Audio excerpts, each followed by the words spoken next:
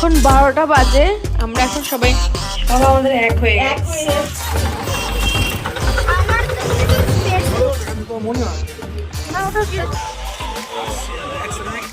Good morning বন্ধুরা। তো আজকে সকালবেলার ব্লগটা কিন্তু ডাইরেক্ট একদম ব্রেকফাস্ট টেবিল থেকে স্টার্ট করছি। তো আজকে আমাদের মন্দারমণিতে কিন্তু ছিল সেকেন্ড দিন। তো এটা ছিল আমাদের হোটেলের কমপ্লিমেন্টারি ব্রেকফাস্ট। তো ব্রেকফাস্টটা করার পরে আমরা একটুখানি গেছিলাম একটু প্লেয়িং জোনটায়, কারণ আমাদের মেয়েদের একটুখানি ইচ্ছে ছিল বসে ওখানে খেলবে তার জন্য।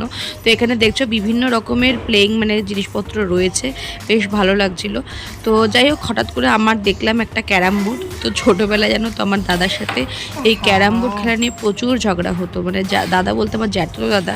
তো আমাদের যেহেতু জয়েন্ট ফ্যামিলি ছিল, তো আমরা একসাথে থাকতাম। তো ও আমাকে দিত না, কেন কি আমি মানে ক্যারামটা খেলতে পারতাম না তার জন্য। তো এই নিয়ে খুব ঝামেলা হতো, এই করে করে আমার ক্যারামটা খেলাটা শিখেছিলাম ওর জন্য। তো আজকে অনেক বছর পরে বেশ পেয়ে সামনে একদম মানে সেই লোভটা আর সামলাতে পারিনি। তো এখন তো আমরা বেরিয়ে যাব, তার জন্য ভাবলাম কি যে চলো একটুখানি বিচটা একটুখানি গিয়ে একটু পাটা ভিজিয়ে আসি। কিন্তু তার আগে দেখো মন্দারমণির না এই যে এডিবির এই জায়গাটা বিশেষত আমার ভীষণ ভালো লাগে, এর জন্যই আমি বারে বারে ছুটে আসি এডিবিতে। সত্যি কথা বলতে মানে আগের বছর যখন এসেছিলাম তখন এডিবির পাশেই একদম দেবরাজ বলে একটা মানে এরকমই একটা রিসর্ট ছিল, তো ওখানে উঠেছিলাম। বাট সেখানকার খাবার দাবার ছিল একেবারে বাজে, মানে মুখেই দেওয়া যেত না, মানে এত বাজে। কিন্তু তাদের সার্ভিস বলো সেগুলো সব কিছু মানে ভালো ছিল, কিন্তু ওখানে থাকার মতন কেউ ছিল না। আর পুরো হোটেলটা যেন না আমরা একটাই ফ্যামিলি ছিলাম। তো তখন ওইখানে বসে বসে ভাবছিলাম যে আমি যখনই মন্দারমণিতে আসবো আমি এডিবিতেই আসবো, কারণ এদের সব কিছুই অ্যাটলিস্ট ফেসিলিটিগুলো ভীষণ ভালো, আর তার সাথে ফুড কোয়ালিটি তো আরও সুন্দর। তো এখন আর জানো তো যখনই বিচে আসি, বিচে আর স্নান করা হয় না। আর এই মন্দারমণির বিচটা দেখে আমার মেয়েগুলো মানে এত মানে বায়না করছিল ওখানে স্নান করার, কিন্তু আমার মেয়েটা একটুখানি ভীতু আছে, তো ওর জন্য ও পিছনে দাঁড়িয়ে থাকছিল আর ওর বাবা ওকে টেনে নিয়ে সামনে যাচ্ছিল। কিন্তু আমারও দেখে বেশ মানে একটুখানি মনে হচ্ছিলো যে একটুখানি স্নান করি বা একটুখানি পা ভেজাই, একটু জামা ভেজাই, কারণ একদম সকালবেলার ওয়েদার ছিল, তো ভীষণ ভালো লাগছিল। কিন্তু দেখলাম কি এবারে এসে মন্দারমণিতে কিন্তু অনেক লোক, কারণ এখন মনে হয় কেউ দীঘা বেশি যায় না, সবাই মন্দারমণিতেই ছুটে আসে। আমরা এখন মন্দারমণির বিচের দাঁড়িয়ে রয়েছি। তো এখান থেকে এখন যাব হচ্ছে দীঘা। তো সকালবেলা ঘুম থেকে উঠে জাস্ট রেডি ফেডি হয়ে ব্রেকফাস্ট করতে গেলাম, তোমাদের সাথে তো শেয়ার করলাম। তো এখন কিন্তু বিচে আছি আমি, এদিকে মিশুক, হ্যাঁ করো, হাই, এদিকে দেখো, এদিকে দেখো, আমরা এক একাই পেছনে চলে যাচ্ছি। আর ওইদিকে রিয়াংশু তো ওইদিকে অনেকটা চলে গেছে, ও তো ভীতু যাতে যেতে চায় না। আর পেছনে আছে সৌম আমাদের পাহারা দেওয়ার জন্য। বিচের ধার দিয়ে হাঁটতে কিন্তু বেশ ভালো লাগে। তো উল্টো দিকে হাঁটছি, দারুণ লাগছে। তোমাদের কার কার ভাল লাগে বিচ সেটা কমেন্ট করে অবশ্যই জানিও। তো ব্লগটা তো আজকে করছি, কবে থেকে দিতে পারবো জানি না, চেষ্টা করব তাড়াতাড়ি করে আপলোড করার। আর তাড়াতাড়ি বেশি বেশি করে সাবস্ক্রাইব করে দিও চ্যানেলটাকে। আমাদের হোটেল বুক করতে হবে, করা নেই।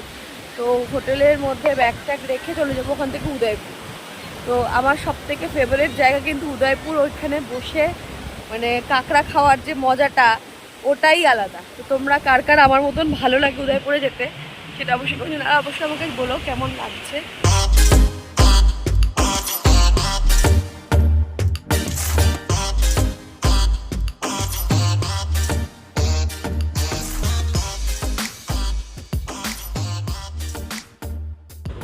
তো মন্দারমণির বিচ এবং এডিবি ক্যানভাসকে আমরা টাটা বাই বাই করে এখন আমাদের গন্তব্যস্থল হচ্ছে দীঘা। আর এই দীঘা যাওয়ার পথে এই যে বিচটা, এটা মনে হচ্ছে নতুন হচ্ছে, আর কি যে অপূর্ব যা লাগছিল তোমাদের কি বলবো। পুরো একদম পুরীর সমুদ্রটা ঠিক যেরকম মানে ওই রকম উত্থাল ঢেউ, আর চোখ যত দূর যাচ্ছে বিস্তৃত শুধু নীল জল আর জল। ভারী সুন্দর জায়গাটা লাগছে। আশা করি 2-3 বছরের মধ্যে এখানে অনেক রকমের হোটেলও তৈরি হয়ে যাবে এবং মানুষের একটা নতুন গন্তব্যস্থল হবে এই যে এই বিচ। তোমরা যারা যারা গেছো এখানে, তো যদি জানো কেউ এই বিচটার নাম কি অবশ্যই কমেন্ট করো, কারণ আমার জানা নেই। তালসারি যাওয়ার পথে পড়েছিল বিচটা। তো এখন আমি কিন্তু চলে এসেছি, আমাদের গন্তব্যস্থল হচ্ছে দীঘা। আর সবাই জানো দীঘাতে একটা মানে ভালো হোটেল পাওয়া সত্যি মানে এখন কষ্টসাধ্য হয়ে গেছে, কারণ প্রত্যেকটা হোটেলের এত কস্টিং ভ্যালু বেড়ে গেছে। মানে মন্দারমণি যেরকম আগে ভীষণ কস্টিং ছিল বেশি, তো এখন দীঘাও কিন্তু কম যায় না। তো যাই হোক, অনেক কষ্টে খোঁজার পরে ফাইনালি একটা ভালো একটা হোটেল পেলাম। এটা হলো বিচ ভিউ রিসর্ট। আর তোমরা তো জানোই যে সমুদ্রের ধারে গেলে আমাদের মানে একটুখানি মন হয় বিচের ধারে যে কোনো একটা হোটেলে থাকার। তো চলো তোমাদেরকে রুম ট্যুরটা দিয়ে নিই। তো এটা হচ্ছে আমাদের রুমটা, তো যেটা একদম বেশি খুব একটা বড় না, কিন্তু মোটামুটি ঠিকঠাকই একদম। তো এটা ছিল ফার্স্টে ওয়াশরুম, ঢুকেই বাঁদিকে এটা হলো বেড, আর এখানে একটা এরকম বসার একটা মানে এখানে খাওয়া দাওয়া করা যাবে এরকম একটা স্টাডি টেবিল টাইপের আছে, তো সে দুটো চেয়ার দিয়ে। আর এখানে একটা মিরর আছে যেখানে আমি দাঁড়িয়ে ম্যান্ডেটরি আমার এটা ফোনে একটা ছবি দেওয়া তোমাদেরকে। আর এই জায়গাটা হচ্ছে অপূর্ব লাগে, মানে লাস্ট টাইম গীতাঞ্জলিতে এসে থেকেছিলাম যখন, তখন এই ভিউটা পেয়েছিলাম। এই ভিউটার জন্যই আমি এই মানে রিসোর্টটা আমরা আসলাম, কারণ যতই বড়টা কেন সারাদিন মানে বেশ বিছানার মধ্যে বসে বসে সমুদ্র দেখতে পাওয়ার মজাটাই আলাদা। তো একটুখানি চলো দরজাটা খুলে নিয়ে একটু বাইরের পরিবেশটা দেখে নিই।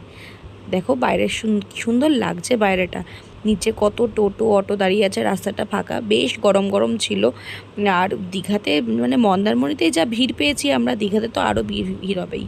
তো এখন আমরা একটুখানি ফ্রেশ ট্রেশ হয়ে সোজা চলে যাব উদয়পুর। তো কালকে হলো ভোটের রেজাল্ট, তো আমাদের কালকেই হচ্ছে বাড়ি যাওয়ার কথা। আজকে আমাদের এখানে মানে লাস্ট দিন। তো মেদিনীপুরে কীরকম কি হবে জানি না, একটুখানি ভয় ভয়ে আছি, কারণ গরমাগরম পরিস্থিতি চলছে চারিদিকে।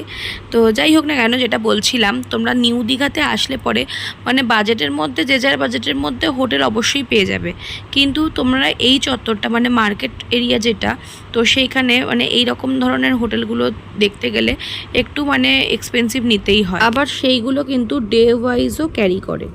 তো যাই হোক, আমাদের বিচ ভিউ রিসোর্টটা কিন্তু বেশ ভালো, নিচে একটা রেস্টুরেন্টও আছে, আর সেখানে খাবার দাবার কিন্তু খুব ভালো।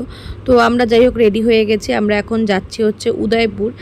কিন্তু আজ গরম যা পড়েছে, রোদ্দুর যা উঠেছে, জানি না কেমন লাগবে। ওখানে যাচ্ছি কাঁকড়া খেতে, আমরা আমাদের ফেভারিট কাঁকড়া খেতে। আর একটু অনেক সুইমিং সেটটাও আমরা পরে নিয়েছি, যদি একটু অনেক ইচ্ছে করে নামতে টামতে, তাই একটু অনেক নেমে যাবো। জানি না কতটা ক্যাপচার করতে পারবো, তবে ট্রাই করবো তোমাদের সাথে শেয়ার করতে।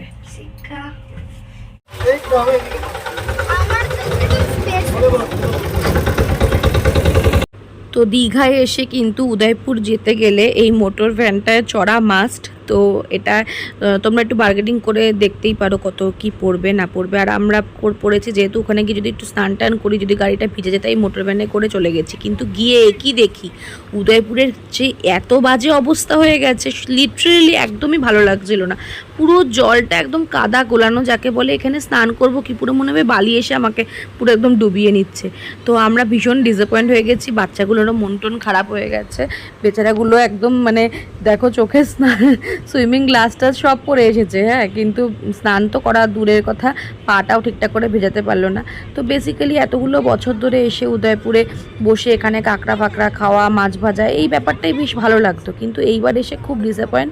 যাই হোক, বাচ্চাগুলোর মনগুলো ভোলানোর জন্য একটু কোল্ড ড্রিঙ্কস আর মাছ ভাজা নিয়েছিলাম। উদয়পুর বিচটার কথা বলছি, আগে বেশ ভালো লাগতো, এসে বসতাম ওখানে, বসে মাছ ফাছ ছিল ওগুলো খেতাম, কিন্তু এত নোংরা হয়ে গেছে, খুব খারাপ লাগলো দেখে।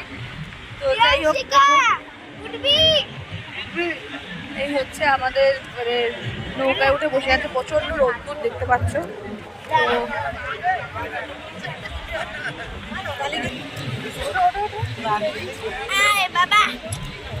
ব্লগটা যতটা সম্ভব হলো তোমাদের সাথে শেয়ার করলাম, দেখে অবশ্যই জানিও কেমন লাগলো। আজকে আমাদের দীঘা সেকেন্ড ডে, এর থেকে মন্দারমণি অনেক ভালো। বলো মন্দারমণি ভালো, বলো মাছ পেটা দীঘা না মন্দারমণি? হ্যাঁ, সব কিছুরই একটা ডিফারেন্ট আছে, বাট উদয়পুরে আমরা যেরকম আসতাম সেরকম ছিল না।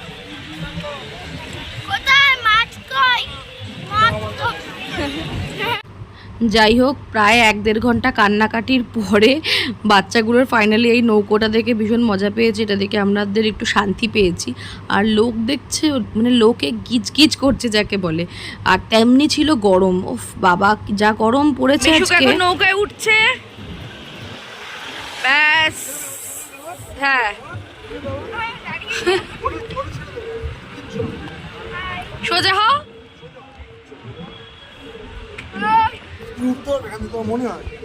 না ওটা কি দেখবে, আমি যদি উঠে যেতে পারি। কত টাকা দেবে বলো আগে, কত টাকা? না বাজি, কত টাকা দেবে বলো? বাজি ধরবে কি? তাহলে হেরে গেলে তো।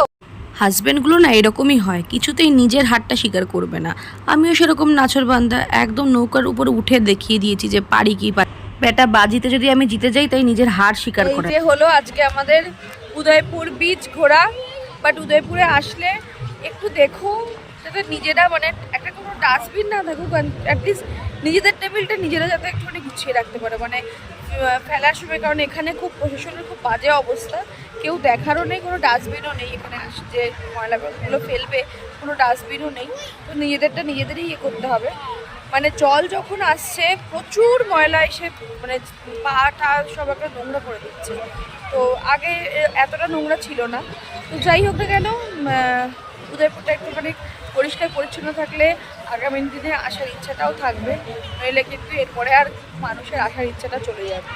তো কেমন হলো, হোটেলে যাই, তারপরে লাঞ্চ টাঞ্চ করবো। অলরেডি 3টে বাজতে যায়, আর ভাল লাগছে না, চলো গিয়ে হোটেলে গিয়ে কথা বলছি। তো এখন সন্ধে হয়ে গেছে, তো আমরা এসে গেছি বিচের ধারে। তো বিচের ধারে এসে দেখছি বিভিন্ন রকমের মাছ যেরকম ম্যারিনেট করে রাখে, তো ভাজছিল। কিন্তু আজ পর্যন্ত কোনোদিনই কিন্তু আমি এরকম মাছ ভাজা খাইনি। কিন্তু যাই হোক না কেন, ট্রের মধ্যে সাজিয়ে রাখে, কিন্তু এটা দেখতেও কিন্তু দারুণ লাগে। আর দেখো এখানে বিভিন্ন রকমের ইলিশ থেকে শুরু করে চিংড়ি থেকে লবস্টার থেকে শুরু করে বিভিন্ন রকমের মাছ আছে। আর আমি তো মানে জাস্ট ভালো লাগছিলো এখানকার ছবিগুলো দেখতেই, মানে এত সুন্দর লাগে এগুলো দেখতে। এটা মানে কিন্তু গন্ধটাও খুব বাজে বেরোচ্ছিল। তো যাই হোক, তারপর চলে গেলাম হচ্ছে একদম বিচের ধারে একটু ঠান্ডা ঠান্ডা হাওয়া খেতে। তো আমার ভিডিওটা আজকে এখানেই সমাপ্ত করলাম, কারণ কালকে সকালবেলা কিন্তু আমাদের বেরোতে হবে। তো তোমাদের কেমন লাগলো ভিডিওটা প্লিজ জানিও। দেখা হচ্ছে আরেকটা ব্লগ নিয়ে, চ্যানেলটাকে অবশ্যই সাবস্ক্রাইব করে দিও। টাটা, সবাই খুব ভালো থেকো, সুস্থ থেকো।